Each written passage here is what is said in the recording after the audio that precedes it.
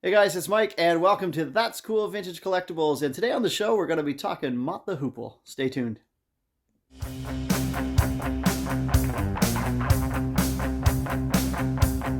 Well, Mott the Hoople have to be one of the greatest second place bands of all time. That's the way I describe them. They were so close in so many ways. They were huge in the UK, okay in North America. They had success.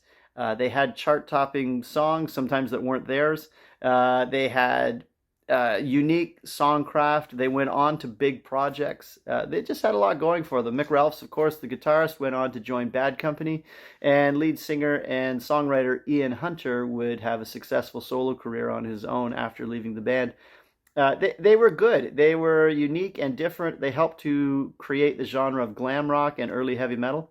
And they had a sound that was very distinctively theirs, and they could put their stamp on almost anything. And their debut album, Mott the Hoople, kind of shows that. They have a great cover on here of You Really Got Me, and you can see where their Kinks influence is for sure. You can also hear the Bob Dylan influence in Ian Hunter's writing. They're just a unique band, and I quite like them. And I think if you're starting your record collection, these are my choices for Mott the Hoople records to add to your collection. Well, the first Mott the Hoople record did not do very well as far as sales, and the second one did even worse. And Mad Shadows was that album, and I don't own that album. I've heard it. It doesn't do a lot for me. But at that time, they were gaining a live audience following and a bit of an underground cult status in the UK. And by the time their next album came out, Wildlife, things were starting to kind of happen for them in venues, but not as far as record sales. And this album has almost a bit of a country tinge to it at times. It's a little bit different than the first two, but it really shows how diverse their sound was and how musically talented the band really was. The next album that came out that really helped to capture their live essence was Brain Capers, and this is a Canadian pressing of that. But we start to hear a little bit more of the Mott the Hoople sound. They really are starting to become the glam rock favorites at the time, and they're starting to garner the attention of people like David Bowie, who will give them a song for their next record. With the band about to implode, David Bowie intervened and offered them a song, Suffragette City, for their next record, which the band refused, and eventually settled on All the Young Dudes. And this was the album that this came out on. And this is one of their best albums, and if you're to sort of start with Mott the Hoople, this might be a good one to start with. It's got a couple of really classic Mott tunes on here. There's a great cover of Velvet Underground's Sweet Jane, and One of the Boys, which is a great Ralphs Hunter collaborative song that's on this record as well. So this is where we start to see Mott the Hoople really coming into their own, and the band is starting to become a really tight live unit.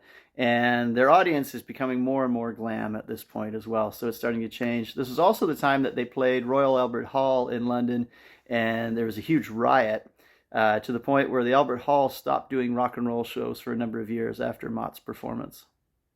This is also around the time where they recorded the Live at the Hammersmith Odeon record, which is quite good, and one I would definitely pick up as well. It was also kind of the end of the band, the end of the era of Mott the Hoople, and they put out two albums that are really a great statement of the band and what it sounded like.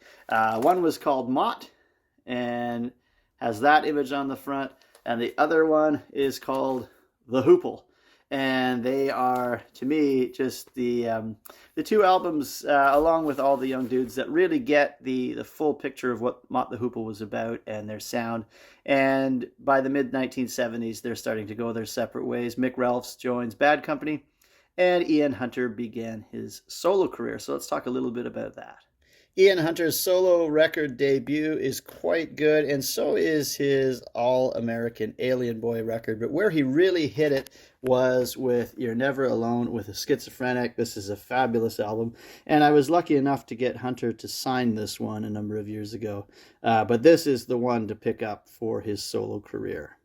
So there's a little bit of the material of Ian Hunter, Mott the Hoople, and one of the great glam rock bands of the 70s. If you wanted one album to kind of get you started and to see if you like this kind of thing, I would recommend this. This is a 2-record set. called the Shades of Ian Hunter, The Ballad of Mott the Hoople. And this includes a lot of Mott the Hoople tunes that are really, really strong, as well as some of his great solo hits, including Once Bitten, Twice Shy and England Rocks. This is great stuff. And this is a good place to start, and if you like that, dive deeper. But this is a good place to start with all that stuff. I hope you enjoyed that quick look. It's very brief. I didn't go too in depth on everything there, but it gives you an idea of where to start with Mott the Hoople and Ian Hunter. And if you're into that sort of thing, check them out.